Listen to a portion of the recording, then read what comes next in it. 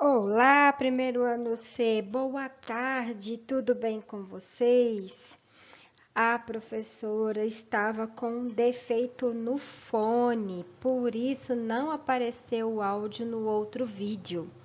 Mas agora vocês vão ouvir tudinho, vou gravar aqui tudinho para vocês de novo e vocês vão ouvir a aula todinha.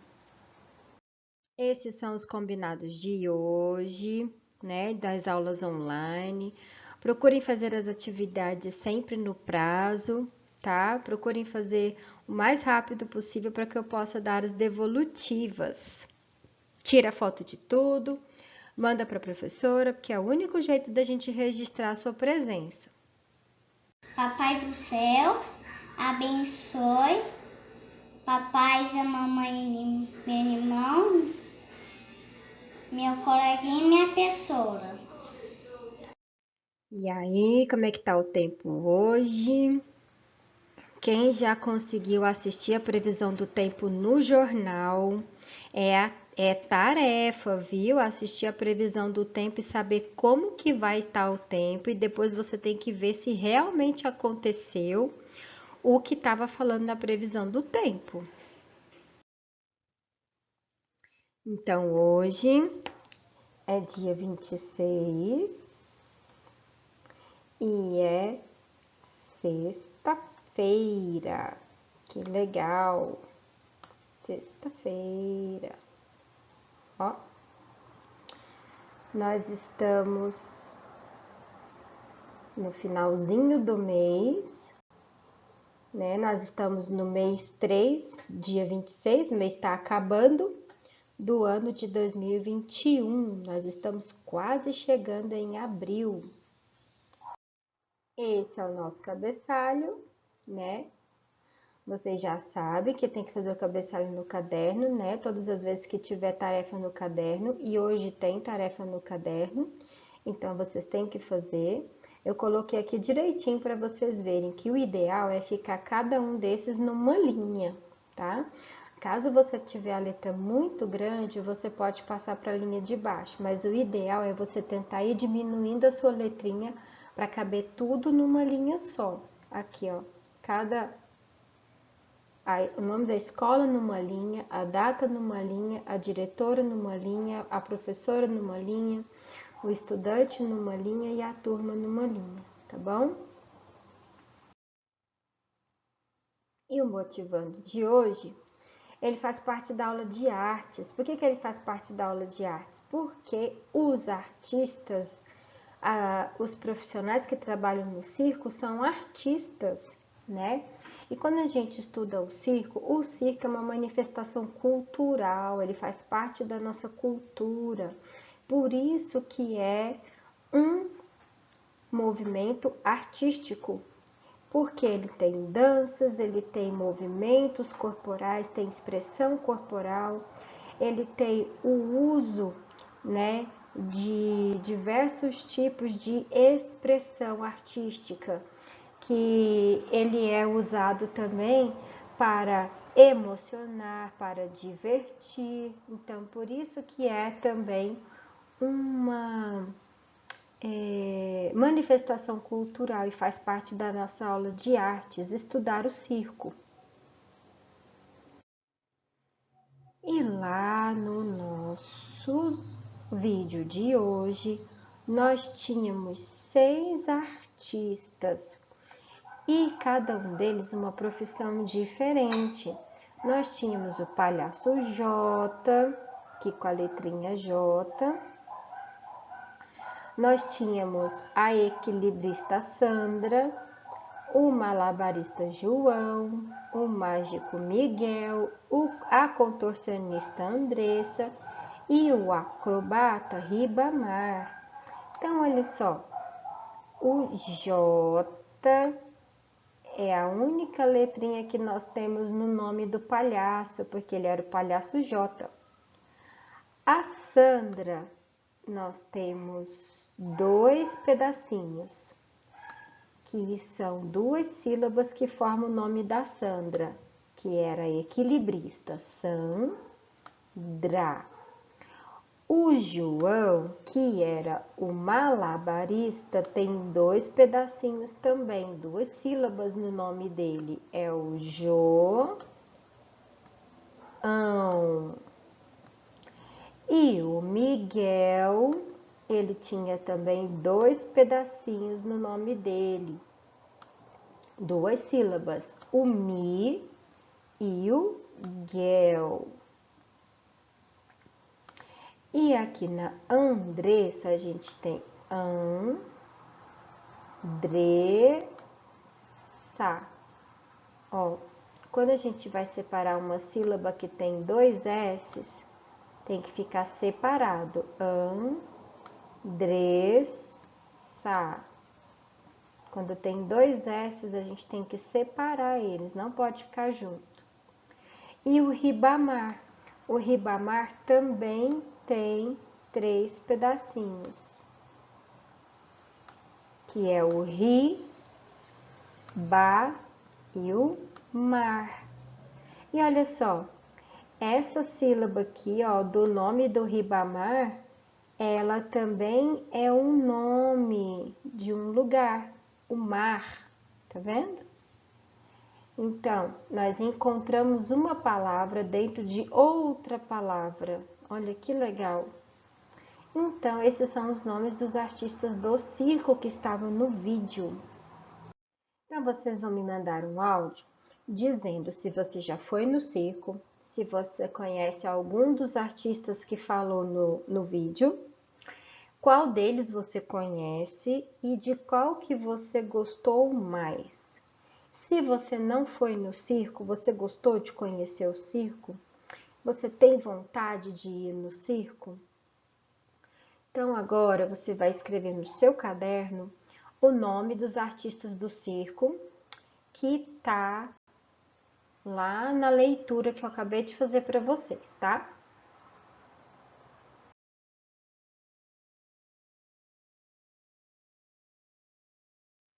Então vamos recordar o alfabeto? Olha só, vocês precisam saber as letrinhas não só na ordem que elas estão aqui. Vocês precisam saber também delas fora da ordem, aleatoriamente, porque aí é que vocês vão saber se realmente vocês sabem ou não o alfabeto. Se tem as letrinhas pintadas de vermelho, é porque elas são vogais. E aonde está pintado de preto são as consoantes. Então, a gente junta as consoantes com as vogais para formar novos sons. Então, vamos lá.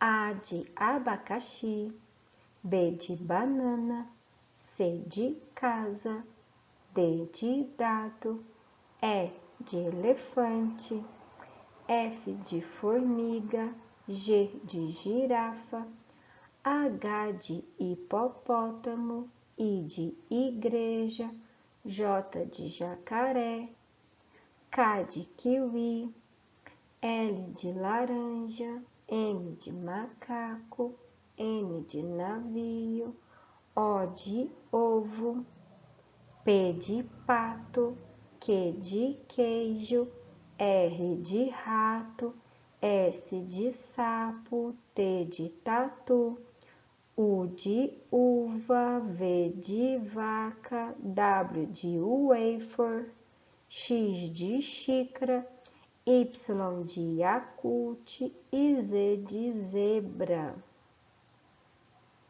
E aqui vocês vão copiar o exercício para o caderno e vão responder no caderno. Escreva as palavras a seguir em frente à sua letra inicial.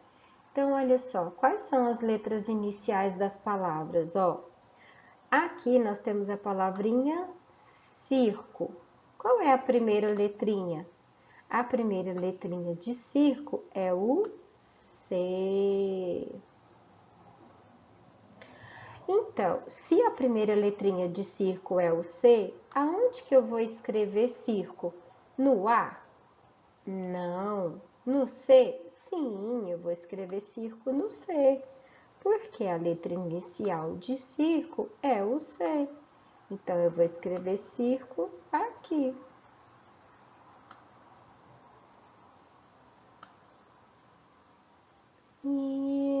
sou aí, viram? Depois tem o palhaço. O palhaço, ele começa com P. E eu vou escrever o palhaço na letra P, porque ele começa com P. Olha só. Palhaço. Então, eu vou procurar a letra P aqui. Ó, tem duas. Posso escolher qualquer uma das duas, porque tem duas palavrinhas com P. Então, eu vou escolher qualquer uma das duas para escrever palhaço. E é assim, pessoal, que é para fazer. Aqui nós temos uma reta numérica. A reta numérica, ela significa que a gente tem uns números escritos em ordem crescente. Significa que os números estão alinhados conforme eles são a quantidade deles. Então, se eu vou para a direita, os números vão aumentando de quantidade, vai ficando maior a quantidade. Se eu vou para a esquerda, o número vai diminuindo a quantidade. A reta numérica, ela é muito utilizada quando eu quero fazer medidas. Existem alguns instrumentos de medida em que eu preciso utilizar a reta numérica para saber se eu tenho um espaço maior ou se eu tenho um espaço menor. Então, por exemplo, quando eu vou fazer um termômetro, por exemplo, eu tenho, quando eu vou fazer um termômetro, quando eu vou usar um termômetro para medir a temperatura, que é um termômetro que tem reta numérica, eu vou acompanhar o crescimento da barrinha. Conforme a barrinha vai indo para a direita ou para cima, se ele for vertical, se ele ficar em pé, eu vou ver o quê? Eu vou ver os números aumentando. Então, eu vou saber aonde parar, eu vou saber a quantidade que deu. Então, no caso aqui, a nossa reta ela foi até o 9. Então, se o termômetro estivesse marcando aqui, estaria 9 graus, né? Se fosse o caso aqui, utilizando esses números que estão aqui. A gente pode usar também uma régua. A régua também é uma reta numérica. Ela serve também para que a gente possa medir, tá? Então, todos os instrumentos que utilizarem reta numérica servem para a gente acompanhar o crescimento do número, a quantidade, e serve para a gente saber o tamanho que deu.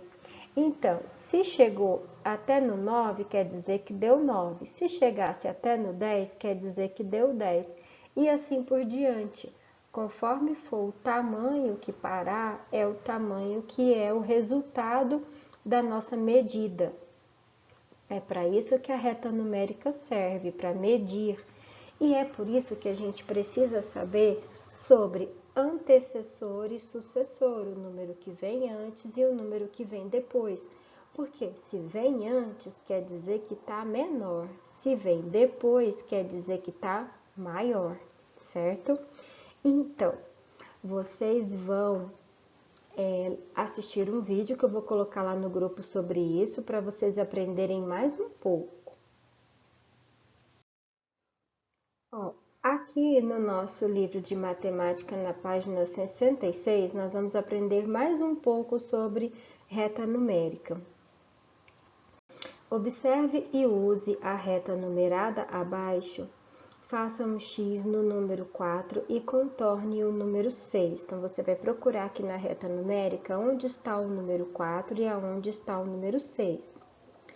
Nessa reta numerada, os números estão organizados da esquerda para a direita, do menor para o maior.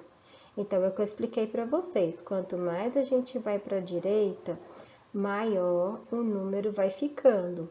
Tá vendo? Ó, começou no 0 e terminou no 10. Então, quer dizer o quê? Que o 10 é maior que o 0. Todo número que vier depois é maior que ele, e assim por diante. Então, por exemplo, o 4. O 4, ele está na esquerda do 6. Então, se o 4 está antes do 6, quer dizer que ele é menor que o 6. O 6 está depois do 4, então o 6 é maior que o 4. Se vem depois, é maior. Se vem antes, é menor. Então, olha só, vamos procurar o número 7 na reta numérica. O número 7 eu vou pintar de roxo e vou pintar o número 3 de amarelo. Então, olha só. Qual que é menor? O que vem antes. Então, regrinha básica, veio antes é menor. Qual que está primeiro? O 3. Então, o 3, ele veio antes do 7. Então, ele está menor que o 7. Então, aqui o 3 é menor que o 7. E o 7, ele é o que do 3? O 7 está depois do 3, o 7 está lá na frente. Então, o 7 é maior que o 3.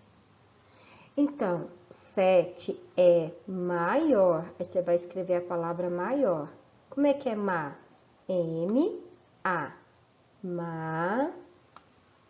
I. Or. Como é que é or?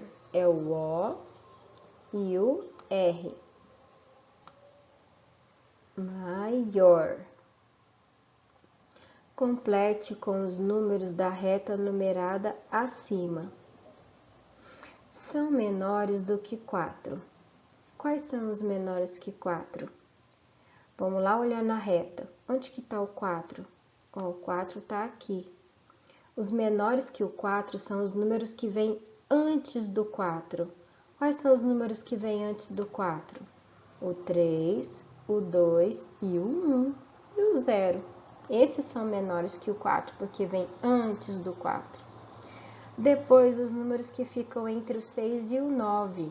Ó, aqui está o 6 e aqui está o 9.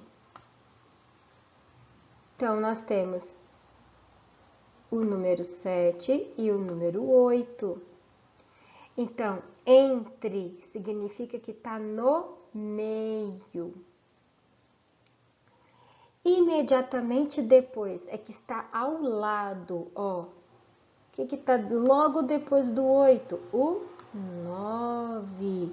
Antes do 8, o 7. Viram aqui, pessoal? Assim, tá vendo? Então, decora essa regrinha básica. Veio antes, é menor. Veio depois, é maior. Na reta numérica, certo? Um beijo e até a próxima aula. Bom final de semana!